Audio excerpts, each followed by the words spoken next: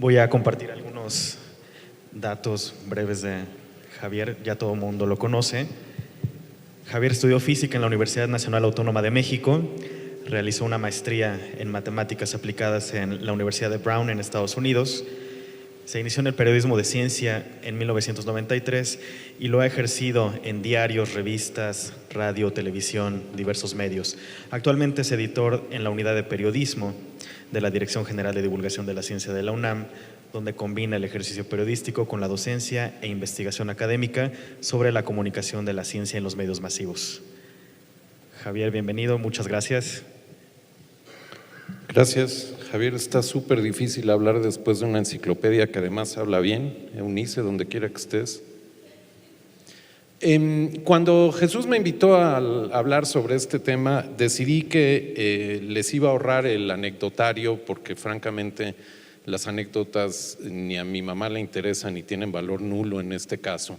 Y le propuse que hiciera mejor que me diera chance de hacer un pequeño ejercicio periodístico para tratar de averiguar qué ciencia hay en los medios públicos en México, luego se extendió afuera de México también, qué podría haber y tal vez qué debería haber. Eso es parte de lo que será interesante que discutamos. Y entonces el mapa de lo que voy a presentarles el día de hoy se compone de estas tres cosas. ¿Por qué específicamente medios públicos y por qué me voy a concentrar en televisión? Un repaso relámpago de medios públicos. Allí donde ven una rayita azul en letras diminutas es porque dice en una porción diminuta del mundo, no es un examen exhaustivo ni muchísimo menos, pero sí que me voy a concentrar en México. Y luego, ¿qué hay de periodismo de ciencia en las voces de los directivos de los medios públicos en México? Ahí vino la parte periodística, pero luego contrastarlo con qué aparece en la pantalla. Y la única manera de hacer eso es a partir de investigación. Entonces vamos a hacer una pequeña excursión para la pregunta periodística: ¿cómo sabemos lo que digo que sabemos sobre eso? Finalmente presentaré un conjunto de conclusiones que quedan a debate. Ok, entonces empiezo. ¿Por qué televisoras públicas? Pues porque las comerciales han demostrado sobradamente que su interés es bastante escaso. Pero eso es una opinión. Hago la primera excursión entonces a cómo lo sabemos y propongo la idea alucinada, investigación académica, no tan alucinada por lo que hemos visto aquí en este seminario. Entonces, tomémonos dos momentos. Primero, quería aplaudir lo que presentó ayer Nelly Toche, que hizo una autoinvestigación, digamos. Temo que me perdí esta mañana la parte de Arturo Barba porque estaba con Manuel Lino siendo entrevistado por la UAP, pero puedo inferir que hubo investigación allí. Margot nos acaba de dejar impresionados también. Entonces, un hilo que se va a extender hasta las conclusiones es la hermandad que tenemos que empezar a establecer entre investigación académica sobre periodismo de ciencia y la forma en que esa investigación puede comunicar innovación en periodismo de ciencia. Entonces es algo que es importante que no perdamos de vista. Bueno, esta tabla que les muestro es ilegible, son unas letras chiquitas, ustedes no van a poder entender qué dicen. La idea no es que entiendan qué dicen, sino simplemente que vean dónde hay huecos. Esta proviene de la tesis de Cecilia Rosen, es sobre el tercer informe del IPCC. Fue la primera vez que el IPCC en 2001 puso en negro sobre blanco la respuesta a las dos preguntas obvias sobre cambio climático: ¿es real y de veras lo estamos causando nosotros? Y entonces entendimos que era un momento noticioso crucial, no menos por el hecho de que entre la comunidad científica representada en el IPCC, una vez que respondieron sí es real y sí somos nosotros, necesariamente dejaron de discutirlo. No tenían sentido seguir discutiendo algo que ya habían resuelto. Más importante, como ya no discutían eso, ahora iban a discutir mitigación y adaptación, es decir, políticas públicas basadas en ciencia. Era inevitable que los medios periodísticos tuvieran que atender entonces eso, tanto en México como fuera. Por lo tanto, lo que hizo Cecilia fue comparar 3 diarios de circulación nacional en México, el Universal, Reforma y La Jornada, con 3 diarios representativos del mejor periodismo de ciencia en el extranjero: New York Times, Le Monde y El País. Y entonces, cuando les pido que vean los huecos, aquí, esas Esas son las cosas que no publicó la prensa mexicana. Las 3 columnas de la derecha es la prensa mexicana, las primeras 3 columnas que ustedes ven es la extranjera. Entonces, esto desde entonces abona ya la noción de que en general la prensa mexicana tiene poco interés por la ciencia y por ligar ciencia con política pública. Pero esto es prensa escrita, yo dije que iba a hablar de TV.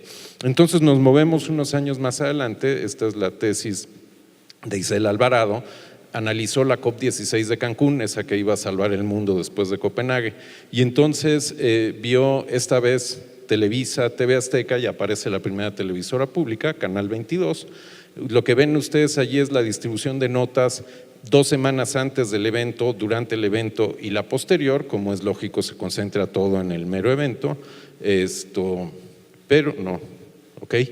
Pero cuando analizamos las fuentes, vemos que están completamente dominadas por miembros del gobierno y por el propio medio, y si ustedes ven hasta allá a la izquierda, los científicos y académicos apenas son notados. Entonces esto empieza a convertir la opinión, o lo que suena a opinión, la frase, digamos, la aseveración, los medios públicos, la televisión pública en México tiene poco interés por la ciencia, empieza a convertirla de una opinión en algo un poco más documentado.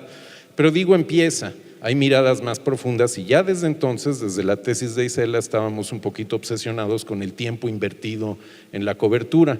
La tesis consistía el corpus de Isela consistía en 59 horas de transmisión, de las cuales apenas 1 hora y media fue dedicada a la COP y finalmente 25 minutos apenas a temas que podían haber contenido ciencia dentro de la cobertura. No me voy a meter en la metodología de cómo fue que Isela decidió qué temas eran esos, pero si alguien quiere saber los detalles, con todo gusto se los vamos a dar. Lo que arroja entonces es que de todos esos temas, evidencia de impactos climáticos, es decir, fotos de glaciares, de tormentas, del oso polar que todos hemos visto, todo eso es largamente lo dominante, recomendaciones de expertos también, acá.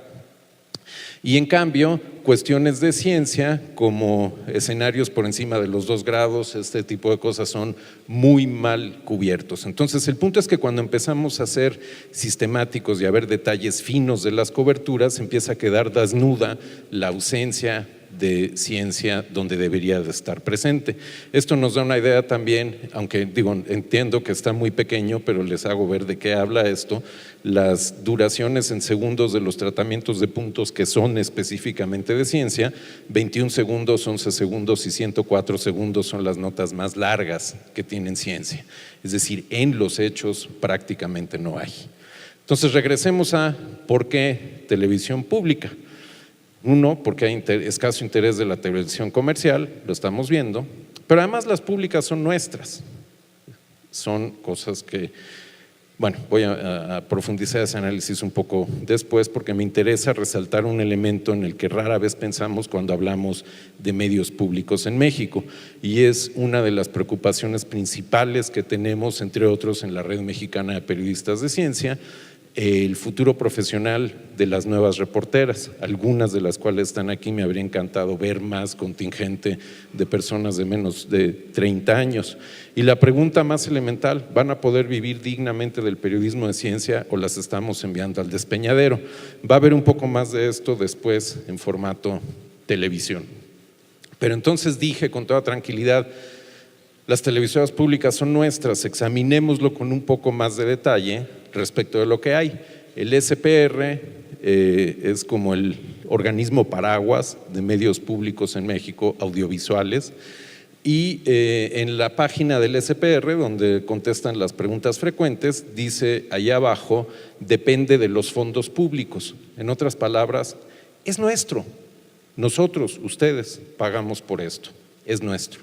Que después resulta que nos olvidamos de que es nuestro y los medios públicos se comporten como si no fueran nuestros y nosotros respondamos como si no fueran nuestros, esa es otra historia, el tema de la sociología, pero en los hechos es nuestro y lo pone ahí con toda claridad. Y luego además hay estas otras 2 frases donde se dicen obligados a dar información objetiva, veraz y plural, y a esparcer el conocimiento científico y cultural. Entonces no hay duda, debería de haber periodismo de ciencia en los trabajos del SPR. Canal 11 es, lo siento Rafael, Canal 11 es completamente opaco, difuso, ambiguo. Ahí está la página, no los voy a atormentar leyendo lo que dice la parte de sobre Canal 11 en la página de internet. Después, entiendo que hay otros documentos donde uno podía haber buscado, pero después de lo que acabamos de oír sobre acceso abierto, queda más o menos claro que aquí tendría que estar todo, y rápidamente, y de fácil acceso, independientemente de que estuviera en otros lugares. Entonces, Canal 11 nos explica un montón de cosas que hace bien, no nos dice de quién es, a quién responde, ni cómo cobra el dinero que nosotros le damos. Canal 22 no está mucho mejor, esta es la página del 22, tiene este pequeño menú allí que dice corporativo, transparencia, políticas de privacidad. Si uno quiere saber a quién responden y de dónde sale el dinero, se me ocurrió que corporativo, eso es lo que sale cuando uno pica corporativo. Entonces, ligeramente desanimante. Y último, TV UNAM. Y TV UNAM tiene en la parte que dice nosotros una cosa que les invito a leer porque es francamente divertidísimo de lo bien escrito que está este primer párrafo. Nuevamente no lo voy a leer ahorita porque básicamente no dice nada de lo que estamos buscando. Es elemental que TV UNAM recibe dinero de la UNAM, que a su vez lo recibe de nosotros, entonces claro que es un medio público nuestro, pero si ustedes quieren saber los detalles, buena suerte. Entonces, de plano no pueden ser claros, que es imposible. Bueno, el apóstol de los medios públicos en el mundo es la BBC y toma como 3 o 4 clics llegar a esta parte donde dice dentro de la BBC y viene quiénes somos, qué hacemos, cómo trabajamos, cómo estamos gobernados y cómo cobran, de dónde viene el dinero. Y lo pone acá, está financiado por lo que llaman el license fee, todo usuario de televisión paga un impuesto anual. El modelo de televisión pública alemán, del cual no voy a hablar más, el día de hoy imita esto y de manera prácticamente idéntica, entonces es un modelo que claramente funciona. Dice, también tenemos operaciones comerciales y las ganancias de estas actividades se regresan como inversión a la BBC. Esto está más o menos claro que es de los ciudadanos ingleses y que les pagan. Televisión Española empieza con esta tendencia de poner una cosa y hacer otra, decir una cosa y hacer otra, pero lo que dicen es que es una sociedad mercantil estatal con especial autonomía, súper cuestionada en España, pero no es el tema de hoy, y dice que le toca garantizar el servicio público de radio y televisión de titularidad del Estado. Es muy poco claro qué significa titularidad del Estado, pero eso es lo que dice. Entonces, nuevamente, por lo menos queda marginalmente claro de quién son. Y finalmente un caso súper interesante, la televisión pública en Estados Unidos, PBS. Y PBS, que también toma 3 clics, llegar aquí ya hay todo un menú, dice, PBS es una corporación privada sin fines de lucro, fundada en 1969, cuyos miembros son las televisiones públicas de Estados Unidos y que cubre todos los estados. Entonces la pregunta es, ¿cómo puede ser una TV pública si es privada? PBS tiene una cosa que creo, esto es simplemente no lo he pensado muchísimo más y no lo tengo documentado, pero lo ofrezco como tema de especulación. Nos convendría pensar muy bien en esto, la Corporation for Public Broadcasting de los Estados Unidos, que es resultado de un acto del Congreso de 1967 y que dice que es esencialmente el centinela, el cuidador de toda la inversión del gobierno federal en transmisión pública. Dice, CPB, el Corporation for Public Broadcasting, su misión es asegurar el acceso universal a contenido de alta calidad no comercial, a pesar de que es una corporación privada. Y entonces dice que más del 70% del financiamiento federal que va a la corporación se va directamente a las estaciones públicas locales. Menos del 5% de sus fondos están destinados a las operaciones de la corporación. Es una corporación que tiene una operación súper eficiente si les creemos a las cifras. Yo las tomo con el valor que tienen en este momento. Y le cuesta a cada ciudadano estadounidense $1.35 en promedio por año mantener a todo el sistema. No solo es PBS, es también la radio pública, NPR. los invito, si no están familiarizados con el tipo de periodismo que hacen, que sigan, por ejemplo, la cobertura que están haciendo de las acciones del gobierno federal actualmente en el poder en Estados Unidos y compárenlo con la cobertura que nos da y que nos empezó a dar estos días, ya desde ayer, y que nos va a dar estos meses que vienen, la radio y la televisión pública mexicana respecto de los gobiernos que tenemos nosotros. Eso es un pequeño desvío, entonces reorientémonos de lo que había en el menú, porque hablamos de medios públicos. Me queda entonces hablar de qué hay de periodismo de ciencia desde esas dos perspectivas, las voces de los directivos y en las pantallas.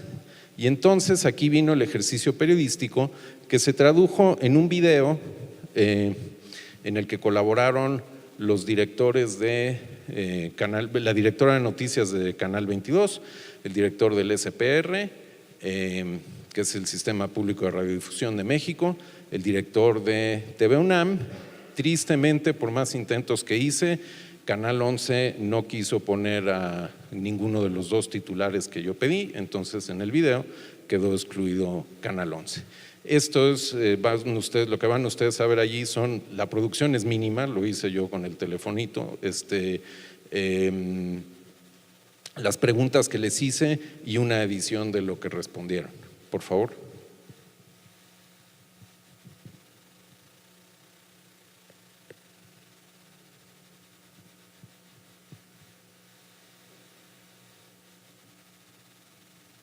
En los objetivos que nos marca la ley, total apertura, independencia editorial,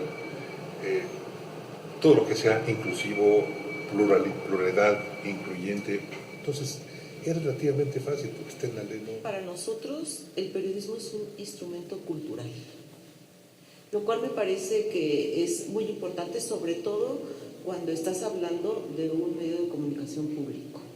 El periodismo como instrumento cultural, ya sea el periodismo que hace política, el que hace finanzas, el que hace sociedad, el que hace cultura. La forma en la que se trabaja en general, que se contagia al grupo de conductores, porque te dices, tú no son máquinas electorales que les digas, hoy es el programa número 4. No. Y claro, deberá evolucionar a ser cada vez más una identidad propia, pero es muy difícil porque pues están siempre los medios que te contagian como conductor, y aunque por dentro te digan hay que tener estas características, pues siempre hay, bueno, yo escucho algunos programas informativos de otras estaciones y estoy seguro que estoy oyendo a otra conductora, y no es otra conductora, es otra conductora que se contagia y quiere en su foro interno parecerse a, y aunque esté dando una información completamente propia o diferente a la que la otra conductora da, la voz es idéntica. Como un instrumento de cultura tenemos la obligación de tener a un público bien informado, pero también tenemos la obligación de formar a un público. Entonces, bajo este criterio, ¿sí?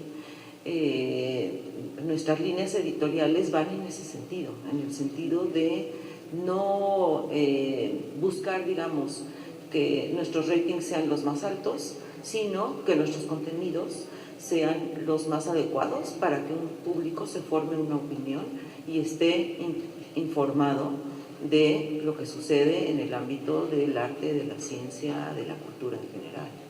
Toda la información que nosotros estamos mandando al aire en el noticiero cultural y en otros espacios periodísticos que manejamos, pretende eso, pretende darle al público ese valor agregado en donde ellos puedan no solamente formarse una opinión, sino enterarse y invitarlos a que se interesen más por un tema.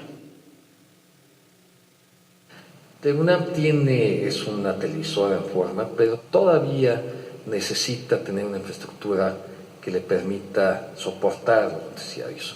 Bueno, no es totalmente ausente de noticiarios, hay una agenda informativa, tenemos un noticiario científico y cultural iberoamericano en el cual colaboramos activamente, ¿no? O sea, lo hacemos entre varias televisoras de Iberoamérica y no somos solo recipientarios del mismo.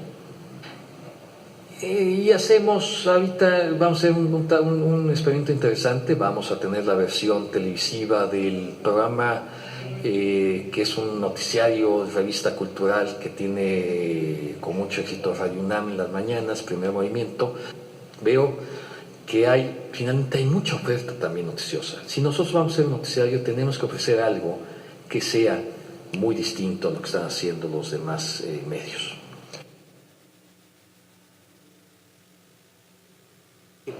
Pensamos que existe un país que queremos cambiar, todos los mexicanos, pero que no necesariamente es un país en el basurero. Evidentemente le damos una importancia enorme a lo que está en el centro de la atención pública. La universidad lo hace en general con sus coloquios, encuentros, y no podemos ser ajenos a ellos. Tampoco actuamos solo por coyuntura, porque eso no funcionaría si solo nos movíamos así. Nuestra línea editorial va en el sentido de dar una gama muy amplia de información al público. Dentro de esa gama amplia de información, la ciencia tiene un lugar preponderante. Además de eso, este año nosotros lanzamos una plataforma digital de noticias y lanzamos una aplicación. En ese espacio, en esa plataforma, y los contenidos de ciencia tienen la prioridad ante cualquier otro contenido. Creo que la universidad lo que tiene que ofrecer es un análisis más a profundidad de lo que muchos espacios ofrecen solo como un momento coyuntural o solo desde una visión particular. Creo que... En mi paso por el CONACYT, en los años 80, era prácticamente imposible pensar en que los científicos se acercaran a los medios del CONACYT para poder expresar en palabras para el público mortal, quiero decir los no científicos, y que le explicaran los procesos que estaban sucediendo. Un caso muy, muy importante, nos tocó el sismo del 85 ahí. Bueno, cuando vino Sina Lomnitz y dijo lo que dijo, yo desde entonces soy sismólogo. Creo que la universidad está ofreciendo con sus investigadores una visión más profunda del tema, no solo más razonada, sino más investigada.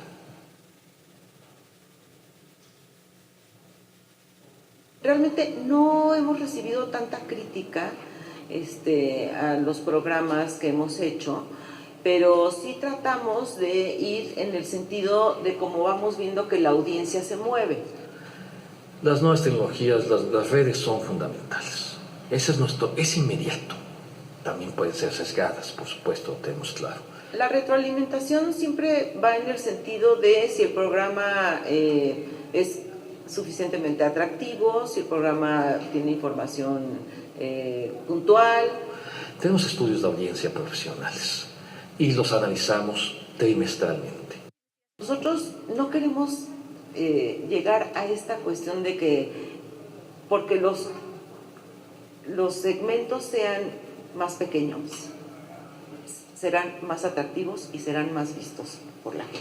Las decisiones no son como podrían ser las que establecería una televisora comercial, ni mucho menos, nosotros no hacemos eso con base, nos ven más, nos ven menos, sino cómo están atendiéndonos esas audiencias en términos de población, nos permiten tener parámetros, no para decir esto no se ven mucho, se ven poco, sino para entender qué universo podemos proporcionar. Siempre estamos viendo la posibilidad de que ese mismo contenido tenga otra salida, y una salida en donde se dé una explicación y se haga una investigación, no importa lo que dure. El eclipse, que fue menos atractivo que en México que en Estados Unidos. Sin embargo, había una cantidad de población que estaba interesado en saber más del eclipse en tiempo real.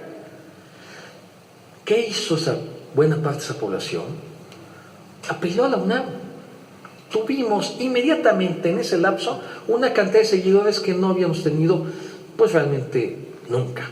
De repente, y lo voy a decir porque a mí me sorprende ese tema, había alguien que había puesto pinche eclipse mamón. Sintetiza mucho lo que son las redes sociales en términos del terreno de donde se vale decir lo que sea, hasta esto. Bueno, yo creo que sí, yo creo que tiene sentido hablar de periodismo en cualquier medio. Yo no sé si en los otros medios públicos tenga mucho control, no lo sé, porque no he estado ahí, pero sí te diría que aquí, en el SPR, en buena medida porque el paraguas de la ley nos protege como organismo autónomo, A mí nunca vienen a decirme, y por lo tanto, cuando hablo con el director de noticias, hablamos de otras cosas, nunca le, que yo recuerde, nunca le he hablado para decir este tema, ¿no? O por qué hicieron. Pero en medios que están controlados por el gobierno, todavía creo que la responsabilidad es mayor. ¿Sí? Creo que nuestra responsabilidad como medio público tiene que ser más allá de lo que un medio comercial que esté enganchado con una empresa te puede ofrecer. Creo que nosotros tenemos, la verdad, que estar muy seguros y muy atentos a esa cuestión de que somos un medio público. Tenemos más responsabilidad que cualquier otro medio. En Noticias 22 tratamos de tener 2 o 3 veces por semana alguna nota de ciencia, pero tenemos un espacio dedicado a la ciencia, un espacio semanal que se transmite todos los viernes y que lleva una reportera en específico, que es la que hace durante toda la semana la investigación, y todos los viernes sacamos esa sección de ciencia con algún entrevistado, con alguna noticia importante que haya surgido en esos momentos, y es un espacio pues de 6-7 minutos en donde se puede dar buena información al respecto. Tengo la fortuna de haber hecho periodismo de ciencia en otra época de mi vida al frente de la Dirección de Audiovisual del CONACYT. Y entonces el ver el periodismo de ciencia para mí tiene una connotación diferente a lo que podría ser el solamente ser televidente. Me gusta mucho, entiendo muchas cosas y entiendo el gran valor de hacer periodismo científico para un país como este. Si queremos algún día ser un país de otro tipo, tendremos que transitar por el camino de la ciencia. No hay otro camino. La ciencia social, la ciencia pura, las matemáticas, toda la ciencia tendrá que formar parte del bagaje que nos lleve a otro estadio. Y en ese sentido creo que le debemos mucho como medios, y más como medios públicos a las audiencias, de ponerles enfrente conocimiento científico del más alto nivel. Yo creo que son temas que deberían estar mucho más.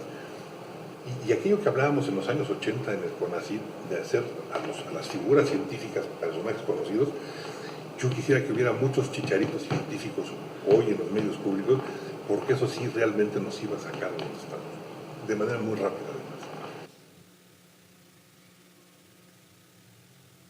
Yo no creo que haya alguien con un mínimo de sentido común que no entienda que la universidad tiene funciones sustantivas: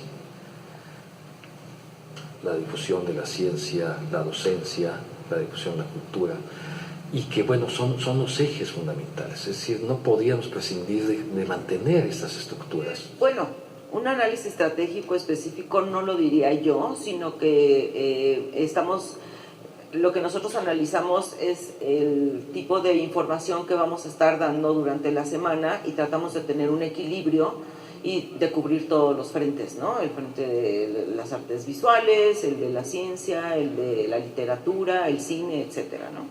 Y creo que en cada uno de esos flancos nosotros tenemos un espacio específico una vez por semana para dar información más amplia.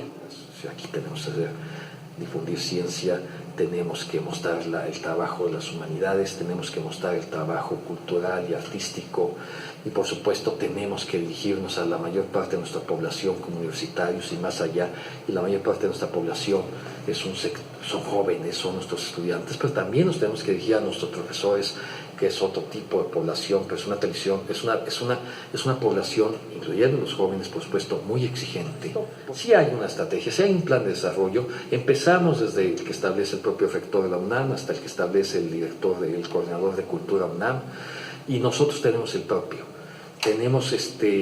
Yo tengo muy claro que tenemos que fortalecer estos ejes. La ciencia está como uno de los ejes. Por supuesto, por mi formación, creo que la ciencia es fundamental, pero que no debe ser excluyente a las humanidades, ni tiene que competir ni a la cultura o al arte, de hecho confluyen. La visión crítica de lo que estamos haciendo o lo que están haciendo los científicos. Creo que no, creo que la carga crítica es mucho menor que en cualquier otro medio periodístico que hable, digamos, de política o de cuestiones sociales o de noticias internacionales, ¿no? Una de las funciones que debe tener una televisora como esta, en general las televisoras públicas, pero esa es por definición la televisora de la UNAM, es la visión crítica de la realidad. Y ahí, hablando del periodismo de ciencia. La carga crítica es menor y lo que sí pienso es que hay un espacio que todavía no acaba de consolidarse, que es el tema de la divulgación de la ciencia a través del periodismo, porque hay muy poca gente que se dedica a hacer eso, ¿no? Por supuesto que sí. O sea, nosotros el viernes pasado, al día siguiente del temblor, teníamos aquí a un experto de la UNAM hablando tanto de los huracanes como del terremoto. En un mundo ideal preferiría un cuerpo de reporteros que tuviera la posibilidad de hacer una investigación. A mí me gustaría que fuera una sección mucho más sólida, mucho más robusta. Sin embargo, tenemos a un par de personajes, pero uno de ellos sobre todo es maestro de ciencias, Iván Carrillo, siempre volteo, no porque no me sepa el nombre, sino para que vean que no es mi pariente, que es una persona que le sabe muy bien al tema de la divulgación, no solo por su formación, sino porque tiene en el gen, yo creo que estas cosas se nace con el gen para hacer o no, no se puede estudiar para ser simpático en la pantalla, no hay manera, pero hay quienes sí lo tienen y aparte científico. Entonces se da esta conjunción de cuesta porque le explica, una vez a la semana aparece en el noticiero y explica cosas de actualidad como las que tú mencionabas, o si no hay en ese momento algo a lo que referirse, trae sus propias investigaciones. Acabamos de firmar un convenio, las televisoras públicas de México y de algunos otros países, ya es una larga lista, que son más de 20, noticiero científico y cultural, el famoso NSC, en donde Iván Carrillo es el conductor.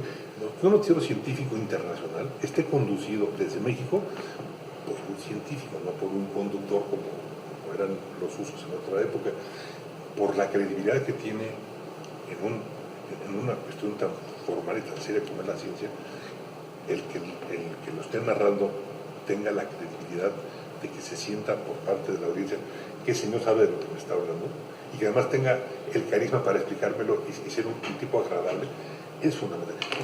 Ya no es el maestro de ciencias que no se sonreía, no, Iván es una gente que es ideal para la conducción, pero aparte científico. Entonces creo que sí le atinamos. Creo que tienen toda la responsabilidad. Mira, yo creo que tiene un gran futuro, y no nada más en México. Sí veo que despierta una gran inquietud para bien el que existan programas científicos en la televisión pública. Y yo sí veo que los espacios están empezando a reproducir, por lo que yo creo que habrá donde trabajar para la gente que se dedique a esto, porque no es una profesión fácil. La de científico me queda claro que es de suyo muy importante, y si aparte quiere ser divulgador de eso, va a ser mucho más. Las televisoras públicas tienen absolutamente la responsabilidad de abrir estos espacios, de ser los espacios naturales para un trabajo como este. Estamos hablando del periodismo científico.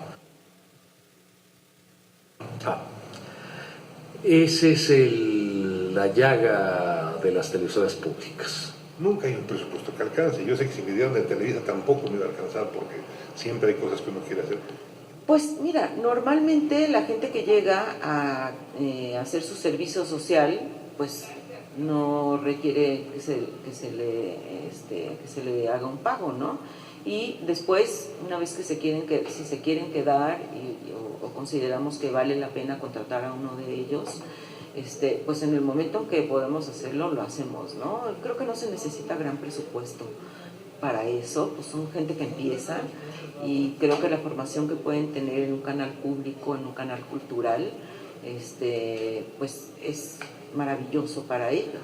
Todas las televisoras públicas de este país tienen la responsabilidad de abrir espacios al periodismo científico, y que no es pretexto su financiamiento, porque están al alcance. Eso lo creo indudablemente. Entonces, en la respuesta a la pregunta ¿qué hay de periodismo de ciencia en la televisión pública mexicana?, pensé que asomarnos a lo que pasa por las mentes de los directores de dos de las televisoras y de un organismo paraguas como el SPR, y vuelvo a lamentar no haber podido tener la versión de Canal 11, no es la respuesta total, pero es una vía directa, por lo menos a tratar de atisbar cómo es el proceso de toma de decisiones editoriales, desde lo que sale en los noticieros hasta qué contratan, quién contratan, con qué dinero. Entonces eso completa la parte de, ya estamos aquí, sí, esto completa la parte de qué hay en las voces de los directivos, pero qué hay en las pantallas y cómo lo sabemos. Esto ya lo vimos. Entonces, en las pantallas tuvimos que hacer un poquito de investigación académica porque decir cosas es súper fácil, ¿no? Entonces la pregunta es si hay ciencia en el periodismo de ciencia de nuestros medios. Este es el ángulo de la investigación que hemos hecho. Hay otros 57 ángulos que tendrían que hacerse, pero lo que hemos hecho, y aprovecho para decir que esto es el trabajo de 3 tesis de licenciatura que están ahora en progreso: Michelle Morelos, Janine Quiroz, Itzel Gómez, que a su vez continúan una línea de investigación que viene desde hace 10 años, Cecilia Rosen, Aleida Rueda, ya les enseñé, Isela Alvarado también. Me avergüenza un poco ser yo quien presenta los resultados del trabajo que han hecho las estudiantes, pero tristemente ellas no fueron convocadas. Lo presento de todas formas con gran orgullo. Lo que usamos para responder esta pregunta, ¿qué ciencia hay en el periodismo de ciencia de nuestra televisión pública?, es una herramienta desarrollada mayormente por Michelle, Janine e Itzel, que se llama Perfil de Ciencia. Es básicamente un retrato hablado de ciencia, un conjunto de muy pocos rasgos que son fácilmente reconocibles y que son representativos de la ciencia.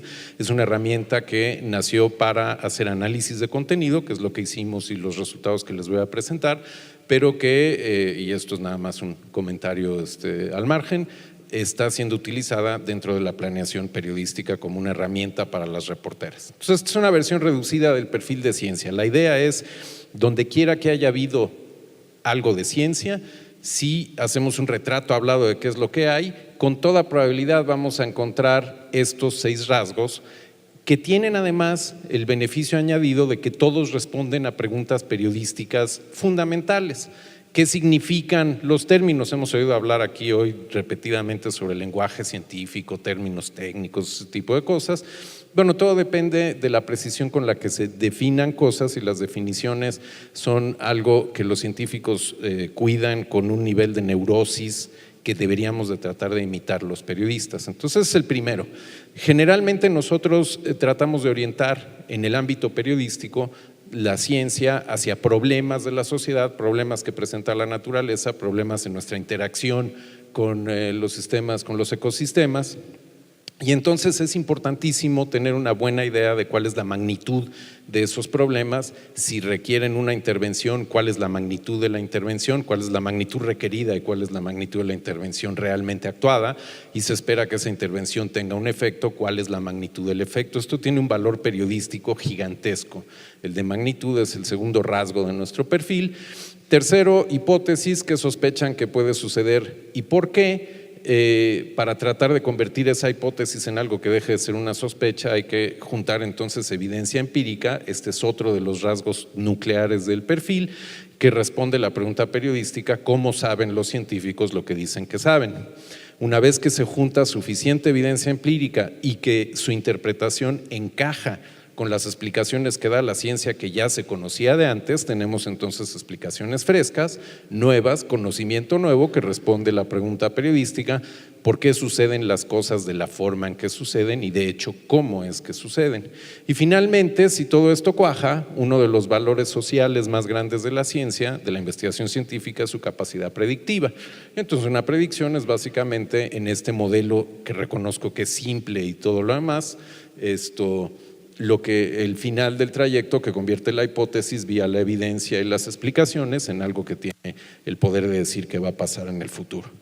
Con esta herramienta, entonces, Janine e Itzel analizaron contenido de ciencia en cosas publicadas por las televisoras públicas, pero primero teníamos que saber que el perfil realmente representa la ciencia en el lugar donde la ciencia se comunica por primera vez.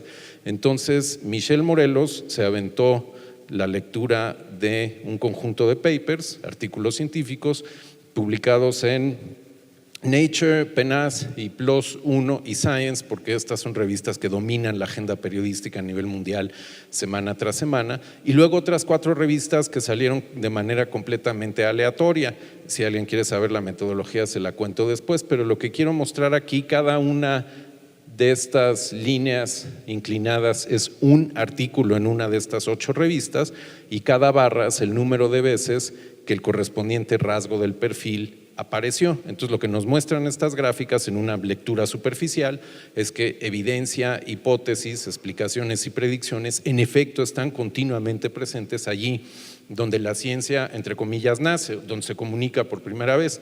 Por lo tanto, la conclusión es que el perfil sí es representativo de ciencia en las que son para nosotros las fuentes fundamentales, las fuentes primarias desde el punto de vista del periodismo.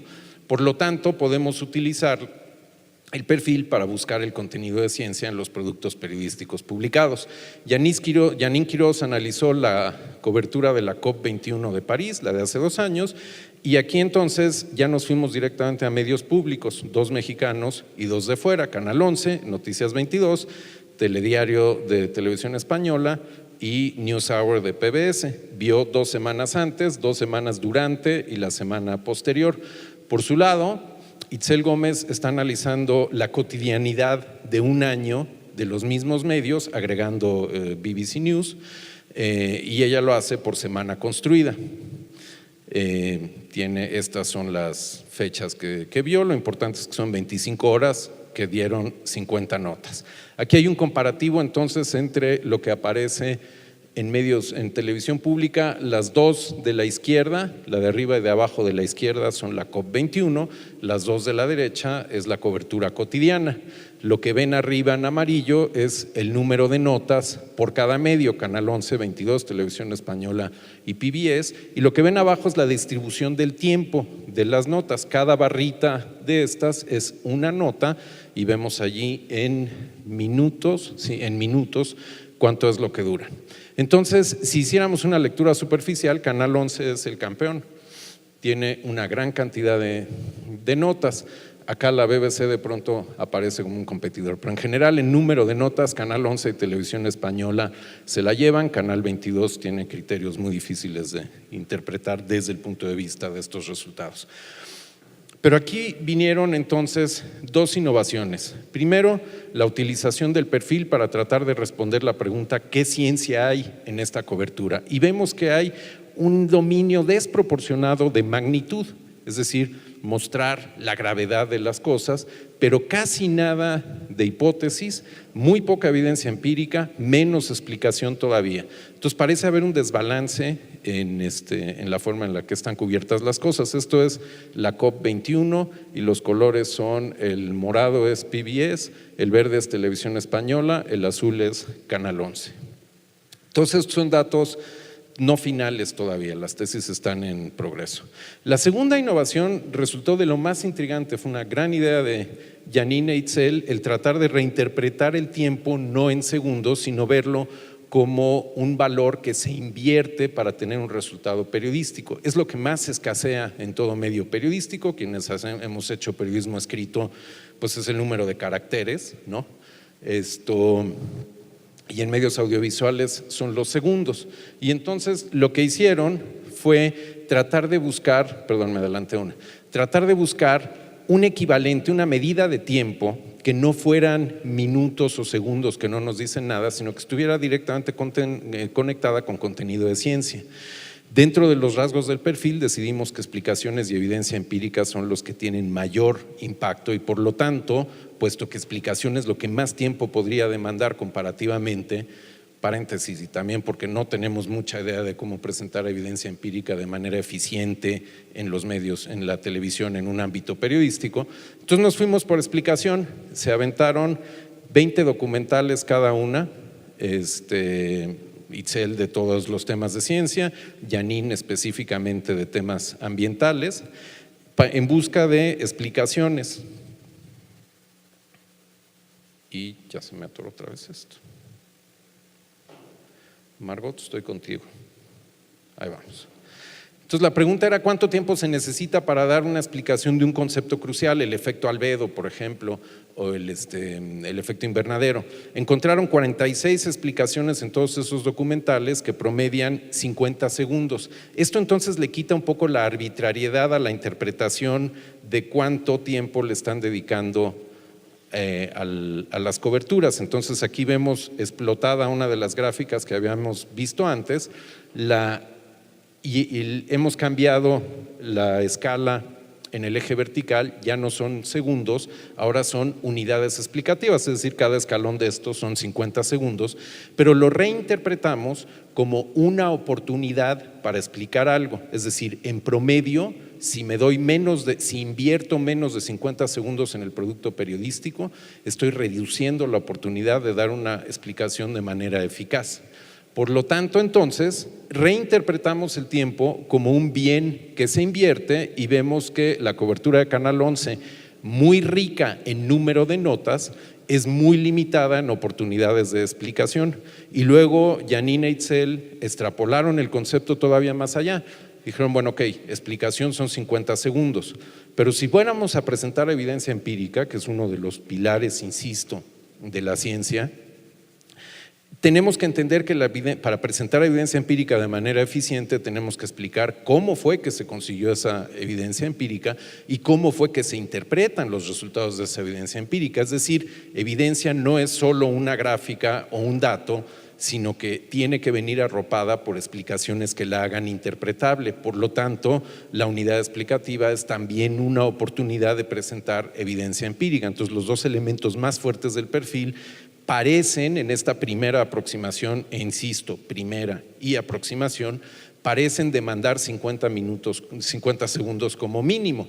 Y entonces, si el promedio, si la gran mayoría de la cobertura tiene 2.5 unidades explicativas y entendemos que allí hay que meter también otros elementos de la cobertura, queda claro que hay un déficit de inversión de recursos periodísticos en coberturas de este tipo y en cambio PBS en el extremo derecho, que tiene menos notas, tiene un promedio de duración mucho más alto y por lo tanto se da a sí misma más oportunidades de incluir ciencia en la cobertura. Y eso se ve. ¿Podemos ir al siguiente nivel? Pues sí podemos ir, y esta es la última gráfica que les voy a mostrar. Cada uno de estos conjuntos de barritas verde, café y azul, verde, naranja y azul, es una nota de un medio diferente. Las 3 de la derecha son PBS, las del medio Televisión Española, las 2 de la izquierda Canal 11. Y arriba es muy difícil verlo cuando estén publicados los resultados. Bueno, de hecho el PowerPoint se queda, entonces lo pueden ver con más calma. Está explotada la parte que corresponde a los rasgos del perfil de ciencia que sí aparecieron, pero lo que estamos viendo abajo en estos 3 colores es cómo se distribuyen dentro de cada una de estas notas el contexto, que está en verde, los rasgos del perfil en naranja o marrón y las opiniones que están en azul. Martín pedía hace rato que le hiciéramos caso a las opiniones, aquí las estamos de hecho para horror suyo midiendo en términos de unidad explicativa. Y entonces lo que podemos ver acá malamente, pero se ve un poquito, es como cuando PBS se da más oportunidad de incluir ciencia, se da también claramente más oportunidad de opinar sobre lo que incluyó, pero hay mucha mayor profusión de explicación y evidencia empírica que la que hay en el extremo izquierdo donde no se invierte. Entonces, con esto llego a las conclusiones finales pero tentativas. La obvia, los medios públicos son nuestros, ya están pagados con nuestro dinero, somos su única razón de ser válida. Yo sé que es idiota decir eso en México, pero es necesario decir eso en México, porque lo que es idiota es que se actúe como si esto no fuera obvio. Eso es lo que tiene bastante poco sentido. Admiten verbalmente, como los escuchamos, su responsabilidad en periodismo de ciencia, me gustaría que en el debate examináramos si están cumpliendo con ella o no. De lo que no queda ninguna duda es de que su financiamiento es crucial. Cuando uno compara las coberturas, ya no solo de periodismo de ciencia, sino de periodismo en general, que pueden hacer la televisión pública alemana, BBC o PBS, y lo comparamos contra lo que hacen los medios en México, y será fascinante escuchar a Nora Jara, que está aquí entre nosotros, directora del Sistema Nacional de Noticiarios del Instituto Mexicano de la Radio. Podremos ver entonces el enorme valor que tiene la autonomía real, no de discurso, la autonomía real que dan formas de financiamiento que protegen esa autonomía por diseño. Finalmente, la investigación, segunda conclusión, la investigación académica funciona. Conviene que nos preguntamos qué tan necesaria es y si es tan necesaria que sea indispensable, y entonces creo que desde la academia la relación con CONACYT tiene ahí una beta por investigar, porque no es nada trivial encontrar financiamiento para este tipo de investigaciones. Si decidimos que es indispensable, eso es algo que conviene explorar. Y finalmente, el problema existencial que a mí francamente me preocupa más: los periodistas jóvenes.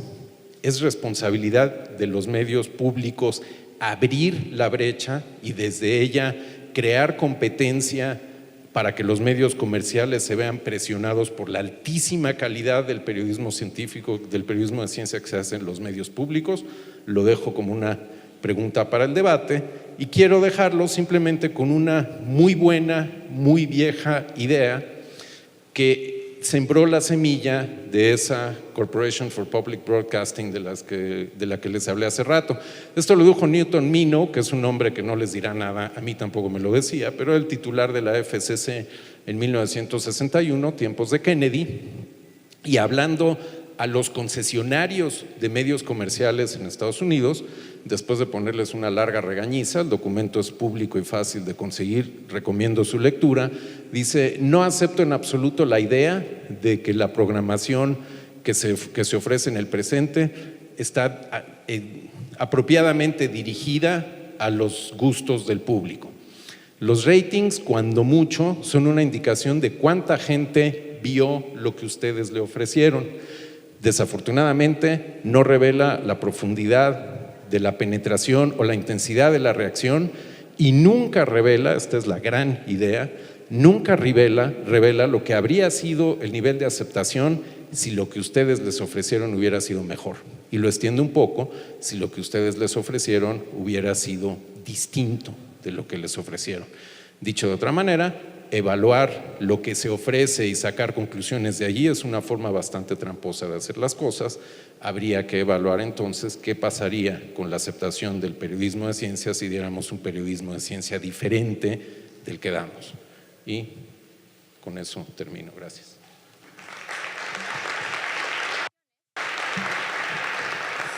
Abrimos la sesión de preguntas. Hola, Javier, de la Universidad Autónoma del Estado de México. Ya que hablas de aproximaciones y de abrir el debate, a mí me gustaría que me platicaras tu experiencia sobre, ya que hablas de programas de televisión, sobre tu programa que se realiza en TV UNAM, especializado en periodismo de ciencia. ¿Cómo ha sido recibido y cuál es la retroalimentación que tienes de tu audiencia? Porque me queda claro que en los espacios informativos, en noticiarios, es muy difícil abrir espacios a la información científica o a proyectos periodísticos de ciencia. En programas especializados como el tuyo, ¿cuál es la experiencia? Te voy a desilusionar porque no voy a hablar de mi experiencia. De lo que sí te voy a hablar es de la experiencia que ha resultado de literalmente abrir el espacio con los reportajes que están haciendo periodistas, que la mitad de ellos fue su primera vez haciendo, ya no televisión, haciendo periodismo, y con una exigencia altísima de que hubiera contenido de ciencia en sus reportajes. Hemos tenido altas y bajas o lo que quiera que sea. Y respecto de la retroalimentación, la verdad es que la mayor parte de la retroalimentación viene por la parte del programa que corresponde a ellos. No tengo la menor duda de que el enorme valor de Simbiosis, el año pasado se llamaba Refracción, en la UNAM es el hecho de que la población joven de la UNAM puede ver a sus colegas, gente que en muchos casos los vio en clases, cruzaban los pasillos, haciendo periodismo de ciencia de alta exigencia. Son bien poquitos, o sea, si Armando Casas está dispuesto a vivir a la sombra de sus palabras, entonces tendría que haber 10 más de ellos. Y tendría que crearse en la UNAM, en TV UNAM en concreto, pero Radio UNAM haría bien en hacer caso también, y del IMER, ya que estás aquí, Nora, en realmente abrirlo. Y presenté el video sin decir palabra, pero ahora en la parte de la discusión sí voy a decirlo. Hay que abrirlo con una visión completamente diferente de la que manifestó Canal 22. No son mano de obra barata, son el futuro del periodismo. Hay que tratarlos como nada menos que eso. Y la retroalimentación ha venido por ellos y es universalmente positiva. Muchas gracias. Trajiste a la discusión la palabra mágica, planeación estratégica. Con todo esto que has estado viendo, ¿qué es lo que debería haber en esa planeación estratégica? ¿Qué es lo que esperarías que debería estar en la mesa de discusión de la planeación estratégica, de la cobertura que debería haber en estos medios? ¿En la televisión pública? Sí. Lo primero, financiamiento que realmente garantice autonomía, que es lo contrario de lo que tenemos en México. Creo que es bastante revelador el hecho de que con toda mala baba puse la pregunta, ¿se puede hacer periodismo en medios controlados por el gobierno? Y no brincaron mucho. O sea, uno esperaría que brincaran y dijeran, ¿cómo controlados por el gobierno? ¿Qué me dices? Parecen estar muy a gusto con esa noción. Es lo contrario de lo que sucede podemos discutir la cobertura de BBC hasta ponernos azules, deberíamos de hacerlo. Pero con PBS, NPR, BBC y la televisión alemana, a diferencia de televisión española, es claro que toda la planeación estratégica de cobertura periodística que pueden hacer a continuación es consecuencia de que se sienten protegidos por el esquema de financiamiento, que está mucho más en manos de la ciudadanía y prácticamente nada o casi nada en manos del gobierno en turno. Todo lo que venga después viene de ahí. Si no hay este financiamiento, lo demás va a depender de que las estructuras internas de funcionamiento son producto de dedazos o dedazo de alguien que llegó a donde llegó por dedazo, como quiera que sea. Y entonces es muy difícil romper eso, solo lo rompes por casualidad. Si tuviéramos ese otro esquema, entonces tendría que haber, en mi opinión, una conjunción de estrategia de formación de periodistas que respondan a la cómo se mueve la pirámide poblacional, por lo tanto que tengan las habilidades en narrativa audiovisual, en producción, con teléfono, en estas cosas que nosotros estamos adquiriendo con dolores de parto y ellos ya las traen bastante mejor desarrolladas. Entonces, formación por un lado, orientada ahora sí a una estrategia de ejecución, y alcanzamos a ver allí las diferencias de visión entre la dirección de TV UNAM y la de 22, por ejemplo, ¿no? Y eso ya sería el nivel fino de la estrategia. Pero si no, mientras no tengamos el esquema de financiamiento protector de la autonomía periodística, estamos simulando. Hola Javier, me pareció muy interesante, pero en realidad lo que quisiera yo cuestionarte, ahora sí que creo que hiciste una gran cosa con los motivos equivocados, porque yo pareciera ver como un pleito con el rating, como si eso no indicara que la gente lo quiere ver, pareciera como que es obligación de alguien pasar el contenido que generamos los periodistas de ciencia, y yo más bien lo pondría al revés. O sea, yo más bien, y te pregunto tu opinión al respecto, yo más bien creo que es responsabilidad nuestra, no solo esto que dices, estos ya son nuestros y deberíamos estar ahí, sí, ok, con contenido además que genere rating, independientemente por lo pronto que lo vean, ya después vemos qué tanto se meten con esta frase que ponías al final, pero la obligación nuestra es también llegar a los otros lugares, o sea, no es como aceptar de, bueno, no les interesa, bueno, pues ahí está. Yo creería más bien que, sería responsabilidad nuestra llegar, vamos, hasta las telenovelas, pues, o sea, si podemos conectar contenidos científicos, si podemos hablar de cosas como el cambio climático, ahí en las telenovelas, en lo que la gente está viendo, es ahí a donde tendríamos que dirigirnos, no tanto, pues, o sea, no digo que no, insisto, me parece un trabajo enorme y muy valioso el que acaban de hacer, pero creo que el chiste no es decir, bueno, pues ahí no nos quieren, vámonos acá. No, el chiste es que nos quieran ahí y que nos quieran porque generamos cosas que la gente quiere ver, porque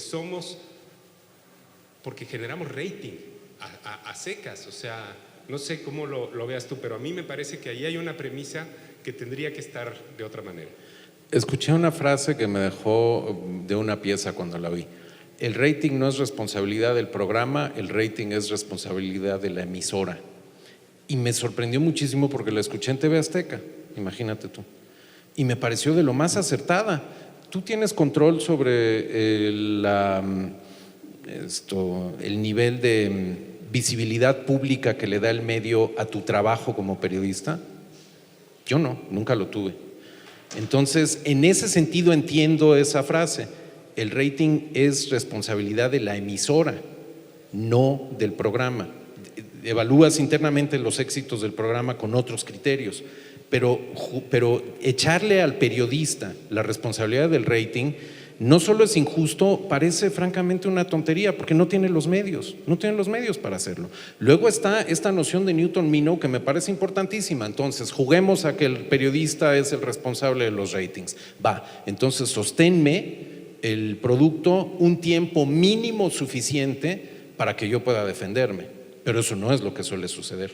Entonces, no es que yo tenga una guerra con el rating, me parece que es un indicador que no podemos barrer bajo la alfombra. Lo que sí siento es que con demasiada frecuencia se habla del rating como si la teoría general del rating hubiese sido publicada en 1915, y no es cierto. O sea, hay un montón de preguntas abiertas respecto de cómo se mide y cómo se interpreta.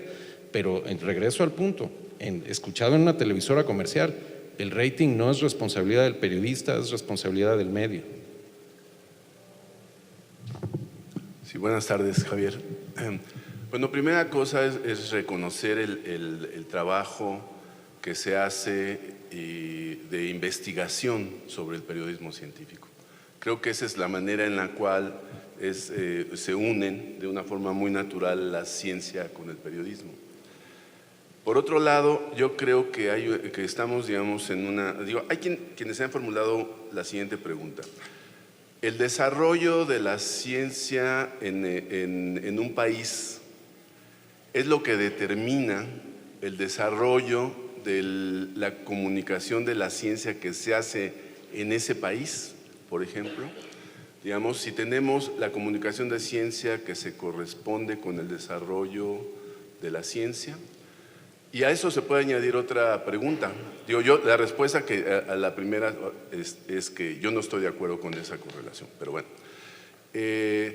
La siguiente es si los medios de comunicación están a la altura del desarrollo que tiene el periodismo de ciencia en México. Y yo creo que es muy evidente por lo que hemos escuchado aquí, en este escenario, que el periodismo de ciencia está muy por encima de los medios de comunicación, de su forma de entender lo que es el periodismo de ciencia. Ahora, ahí el punto es que los directivos aceptan la importancia que tiene la comunicación de la ciencia, pero pasa lo mismo que con el feminismo, porque, digamos, ahora ya es políticamente incorrecto que alguien diga que no es conveniente la equidad de género. Y ahorita no hay ningún político ni ningún funcionario de medio de comunicación que te diga que es inapropiado los medios, digamos, los contenidos científicos, pero no lo hacen, ¿no? Entonces, aquí yo lo que veo en tu presentación, yo creo que el elemento que está faltando allí, digamos, es una guerra, digamos, es plantearse una guerra contra los medios para abrir los espacios porque son nuestros y tenemos que recuperarlos y demás. Pero yo creo que el elemento que objetivamente está faltando allí son las personas que hagan ese trabajo. Es decir, en la medida en que un medio está totalmente despoblado de gente que tiene formación para comunicar la ciencia, pues no hay esa presión interior que lo haga. Entonces yo creo que aquí el tema de la formación, como tú bien lo planteaste al final, el tema de la formación de gente en el periodismo científico es la clave en este sentido porque se ve una ausencia realmente muy notable, digamos, no es que no haya, pero son muy poca presencia de comunicadores de la ciencia profesionales en los medios de comunicación. No sé si estoy de acuerdo con lo último, creo que estoy de acuerdo con lo primero. Tu punto de si el periodismo de ciencia está por delante del nivel del periodismo o de los medios periodísticos es interesante. No tengo medios objetivos para decirlo, pero lo que sí creo es que el nivel del periodismo de ciencia e indirectamente de los ratings va a depender muchísimo del nivel de la cultura científica de la sociedad, lo cual nos mete en otro berenjenal que no tenemos ahorita tiempo de meternos, pero que será interesante hacerlo a la hora de los whiskies. Pero no estoy muy seguro de que haya escasez de candidatos o de prospectos o de periodistas con potencial. Lo que sí me queda clarísimo es que hay cero oportunidades y un futuro oscuro, porque todo el mundo se la pasa diciéndoles que lo que tienen que ser son freelance. Es muy discutible eso. Otra vez, no lo vamos a discutir ahorita, pero es realmente muy discutible. Ese no puede ser el único camino de futuro que tienen, y sobre todo no, desde mi punto de vista, en los medios públicos, que tienen una carga de responsabilidad claramente establecida. Entonces no estoy muy seguro de que eso último corresponda, pero sería bueno que buscáramos maneras de verificarlo. Hola Javier, ¿cómo estás? Ahí viene el 11. No, pues muchas gracias por pues, compartir esta información. De alguna manera ya había visto pues parte de esto. Creo que ahorita la gran oportunidad de recibir, digamos, esta información es que estamos aquí también como personas que somos de noticias, pues, pero también estamos como en áreas muy concretas, estamos de noticias, de factor ciencia, de programas especiales. Finalmente todos somos parte del área de noticias, pero tenemos como las diferentes salidas. Creo que vale la pena quedarnos con esta información, compartirla, transmitirla, digerirla, para tratar de, pues quizá añadir, digamos, esta parte de explicación a los contenidos, concretamente los espacios de noticias. Pero también te lo había comentado en algún otro momento, el área de noticias tiene 3 espacios, digamos, que son como en los que generalmente difundimos o salimos con información de ciencia: programas especiales, los noticiarios y factor ciencia. Y concretamente en la COP del 2015 de París se hicieron 2 programas especiales de media hora, donde obviamente hubo una cantidad de información mucho más equilibrada. Digo, particularmente esos trabajos los hice yo, pero bueno, eso lo comparto. Creo que es valioso quedarnos con esta información y por supuesto compartirla para el canal y mejorar también esta parte de los contenidos. Muchas gracias. Hay una cuestión más. Me llama mucho la atención esto que comentaban hace un momento del rating. En Factor Ciencia, por ejemplo, concretamente, hemos tenido momentos cuando nos han compartido la información de los ratings. Lo que nosotros pensamos que son los mejores contenidos generalmente son los programas que tienen un rating más bajo, y los programas que nos salen como un poquito más chafas tienen un rating muy alto. Es una parte ahí que tendríamos que analizar nosotros muy bien, pero lo cierto es que, por ejemplo, en las descargas de iTunes por parte de los programas de Canal 11, Factor Ciencia es de los programas más descargados, y eso llama mucho la atención. Pues creo que también esa parte también tendríamos que ver cómo la analizamos, la digerimos para enriquecer la parte de los noticiarios. Pero muchas gracias. 2 cosas brevísimas sobre tus primeros 2 puntos. Tienes razón, el análisis que hicimos es un corpus muy específico, muy delimitado. Está claro cuáles son los límites del corpus, porque las condiciones de la investigación son muy complicadas. Son tesis de licenciatura y estas chicas no cobran por hacerlo, entonces tiene que ser necesariamente de escala pequeña, y aún así ya las súper exploté. Pero segunda cosa, no tienen por qué ser contrapuestos. El hecho de que haya programas especiales de media hora con alto contenido de ninguna manera justifica que haya un bajo contenido en los noticiarios. La gente no tiene obligación de ver toda la parrilla programática de Canal 11. Entonces, y entiendo que tú no tienes poder de decir, tú, Factor Ciencia, o sea, los reporteros no tienen poder de decisión editorial en la agenda de los noticiarios, pero eso es lo que está saliendo cuando vemos los noticiarios. Reconozco lo que dices, pero no tiene por qué, no justifica la ausencia de contenido en el otro espacio. Sí. Y ahora viene el Imer. Bueno, luego de la invitación, pues tengo que venir, ¿no, Javier? Uno, yo sí salté cuando dijiste esto que señalabas categóricamente. Primero, sí creo que falta la parte de la radio, sería interesante, entiendo las limitaciones, ojalá que vayan para allá, porque siempre se habla de la televisión. Todos los medios públicos, yo manejo ratings, estoy acostumbrada a trabajar con ratings toda mi vida, porque yo comencé en la televisión. No podría pensar hacer lo que hago sin ver las mediciones, porque es el único momento en que te acercas a la audiencia. Los ratings no son para vender Coca-Cola, ni si el conductor es más famoso o no. Es saber dónde está tu programa, a qué público te diriges y la otra parte, qué quiere ese público de tu programa y de tu programación. Eso significa análisis y para eso son los ratings. Todos los medios públicos juntos no alcanzan más que el 1.5% del rating nacional. Toda la televisión es nada. Si los desagrego, los noticiarios públicos de televisión apenas tienen el 0.1% de rating. Es escandaloso. No se ven. Esa es la realidad. No los ven las masas. Pero la programación está ahí, el esfuerzo está ahí. ¿Cómo llegamos a esas audiencias desde distintos ámbitos? Pues es muy difícil. La radio tiene un panorama parecido. Radio Educación, por ejemplo, creo que hace un trabajo digno y muy bueno. Quizá no tenga los grandes ratings, yo espero que ahora sí que salga de la Ciudad de México, que tenga su frecuencia modulada, que ya viene con su HD, esta tecnología que es muy importante, le permita tener una mayor capacidad de transmisión. Pero hacen un gran esfuerzo. Y yo no creo que sean medios del gobierno. No lo son, Reeducación no lo es. El IMER creo que de alguna manera ha dejado de hacerlo en los últimos años, independientemente de cómo se dirija. Yo solo puedo hablar del Sistema Nacional de Noticiarios, porque si fuera la directora del IMER, pues tú no hubieras salido de ese programa y tu programa seguiría ahí, porque yo creo que la cultura y la ciencia son la base del conocimiento y los medios públicos lo tienen que dar. Hace muchos años me tocó estar en la PBS, en una colaboración y entendiendo lo que es, por la duda que tenías. En Estados Unidos, los contribuyentes no pueden pagar los medios de comunicación para que el Estado haga la comunicación. Ese es un principio básico de los estadounidenses. Por eso decías, ¿por qué es privado?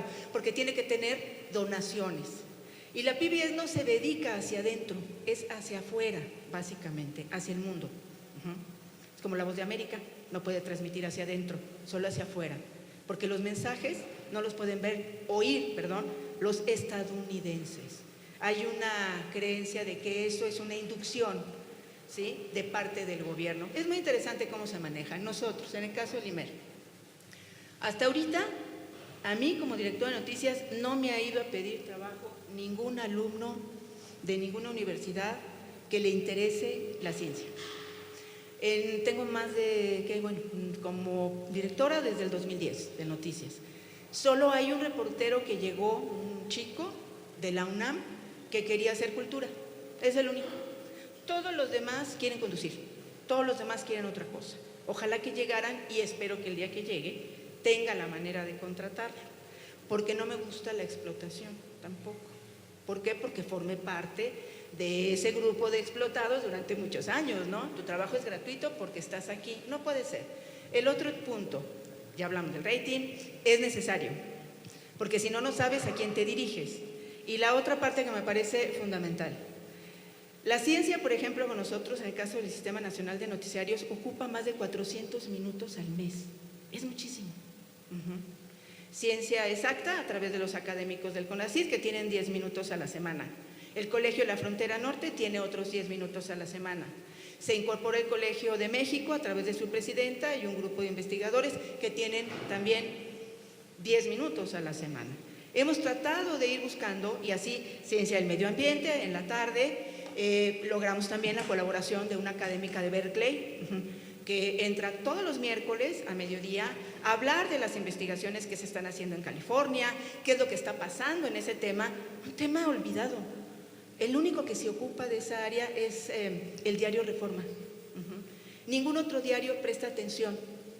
Claro que sí, si sale, no sé, Apple con un nuevo producto, tienes páginas enteras de las secciones. Eso no es ciencia, eso es publicidad. Y hay que distinguirlo también, ¿no? Pero hemos logrado que a lo largo, yo he intentado en lo personal, que sean los propios académicos los que hablen. Sí hay divulgadores, pero yo voy más hacia la información, voy hacia el periodismo. ¿Por qué? Porque el periodismo, la información, es una estructura de datos, es un procesamiento, no es la opinión de, pagada por, y esto para mí es muy importante. Y hemos abierto esto, son más de 400 minutos al mes, eso es muchísimo para una estación de noticias que da noticias de la agenda nacional y pública. Pública es lo que le interesa a la gente, no del gobierno. Difícilmente nuestros informativos inician con el presidente, es muy raro. Si el presidente es nota, pues entrará, y si no, pues ahí se va con todas, y en el mismo tratamiento. Las campañas políticas, dices, vamos a ver qué es lo que viene, por eso me ofendí, decías, vamos a ver qué es lo que van a escuchar en los medios públicos en radio. Escuchen, hay una parte que no me corresponde porque pertenece al Instituto Nacional Electoral, donde pues no puedes en realidad hacer debates porque te demandan, no puedes entrevistar a todos. Tú fuiste invitado, te incorporamos en un panel de periodistas, de informadores, para ir a hacer entrevistas con los candidatos a la presidencia hace 6 años. La mitad de los candidatos no quiso, porque lo que querían es que fuera un conductor a hacerlo, y yo dije, o va un panel o no va nadie, y en este panel quiero meter gente que sepa de distintas áreas. ¿Para qué? Para preguntar, y en este caso ibas de ciencia. No, casi nadie lo aceptó, bueno, pues no tenemos la entrevista y punto, porque no estamos hechos para abonar al perfil político de nadie. Los medios públicos le pertenecen a la gente, pero la gente no los hace públicos. Si hubiese suficiente audiencia que pidiera un espacio de ciencia en el IMER, se abre. ¿Por qué? Porque hay un consejo editorial y hay una mesa editorial que revisa una vez a la semana peticiones. Ahora, no significa que todo lo que pida la audiencia se va a dar. Tiene que ver con el medio, las capacidades y sobre todo los recursos. Somos medios sin recursos. Regularmente cuando salimos lo hacemos a través de externos. En la COP de Cancún, por ejemplo, nos habían invitado y nos desinvitaron 2 semanas antes diciendo que bueno, nuestro lugar lo tenían que ocupar las televisoras. Me dio tiempo todavía de conseguir patrocinio y fui por el patrocinio de la organización estadounidense, bueno, de una organización estadounidense muy importante, ¿no? No lo puedo creer.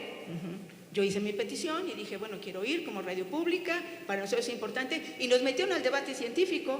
Nadie estaba ahí más que nosotros, gracias a eso. A las 24 horas llegó Conagua allá, yo estaba allá, me localizaron y entró como patrocinador. Perdón, al tercer día ya la presidencia decía que nos incorporáramos al pool, pero no era eso, teníamos que transmitir las mesas. Lo hicimos como debería de ser, desde la parte científica social. No había nadie ahí cubriendo, solamente fuimos nosotros, tuvimos un reconocimiento de la Cancillería y del gobierno de Estados Unidos por eso. ¿Sí? Pero ese es nuestro trabajo, buscar los recursos, no los tenemos. Y todo es muy complicado. Todo es complicado para llevar a cabo tu labor diaria. Yo lo que digo es, ojalá que hubiese más jóvenes que puedan ir a los medios a pedir el trabajo. Eso es algo que tú tienes que hacer con tus estudiantes. Que digan, no es que no hay, que te rechacen 20 veces, a todos nos rechazan 50 al principio. Habrá lugar y espero que lleguen, pero hasta hoy nadie ha pedido ese trabajo y a mí me parece increíble. Y pues yo quería nada más responder esta parte.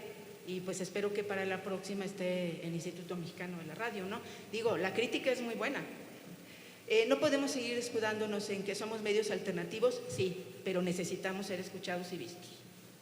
Que no tenemos recursos y entonces no podemos contratar, sí, pero hay maneras de allegarse los recursos. Y la última, la sobreexplotación de la mano de obra. Yo me opongo a ella casi siempre, no puede ser, los jóvenes son muy importantes, no los podemos desperdiciar. Les tenemos que enseñar a trabajar y que su trabajo tiene un valor, un recurso económico y tienen que vivir de ello. Esto es muy difícil de llevar a cabo. Pues gracias por la exposición. Voy a resistir la tentación de responder como… No, apláudanle, señora Patricia. Voy a resistir la tentación de responder como seguidor fiel de Antena Radio, los oigo todas las mañanas, porque eso no tiene ningún valor, tendría que ser capaz de presentar esto. Entonces lo que te voy a responder es, ¿por qué no hacemos radio? Metodológicamente representa un reto no imposible, pero dificilísimo de salvar. Yo puedo más o menos, y con medios fuera de la UNAM, prever lo que vamos a querer grabar y grabar televisión para después analizarla. Grabar radio, grabar tu noticiero es una locura. Entonces dependeríamos de la buena voluntad de Canal 11, de Canal 22, del IMER y del SPR para tener el corpus a toro pasado, es decir, poder mandar una cartita o mandar a uno de nuestros estudiantes que dijera: estoy haciendo mi tesis, me encantaría que me dieran el material. Prueba de hacerlo un día, no pongas Nora Patricia Jara, pon otro nombre y vas a ver la dificultad que enfrentamos. Muero de ganas de hacer esto con la radio y entonces respondería a la inmensa mayoría de las cosas que dijiste. Luego en un whisky tú y yo charlamos. Pero la última sí me parece importante. Tú dices que ningún estudiante ha ido a pedir dinero y que es obligación de pedir empleo y que es obligación nuestra mandarlos. Yo le doy completamente la vuelta al argumento. Nosotros ya pagamos al IMER, no a ti, al IMER. El IMER gasta como le da la gana o como Nuño los deja gastar, pero no nos dan una rendición de cuentas. Este asunto de la información abierta y todo eso, por allí no pasa. Entonces nosotros ya pagamos. Sería trivial, tú ya lo detectaste, detectar en el Sistema Nacional de Noticiarios una carencia de información científica. Entonces yo te volteo el argumento. Es responsabilidad del medio público al que ya le pagamos encontrar el personal necesario para suplir esa carencia. Y entonces dejémonos de responsabilidades, empecemos a pensar que colaboramos, porque finalmente la UNAM recibe el dinero, el dinero público que recibe la UNAM no es distinto del dinero público que recibe el IMER, pero rechazo la noción de que es obligación de las estudiantes ir a que les den con la puerta en las narices cuando los medios tienen un déficit y una obligación que por lo tanto no están cumpliendo. Aceptable. Nada más. Somos un organismo autónomo con presupuesto propio. Sí. No lo decide Nuño por fortuna, sino el Congreso.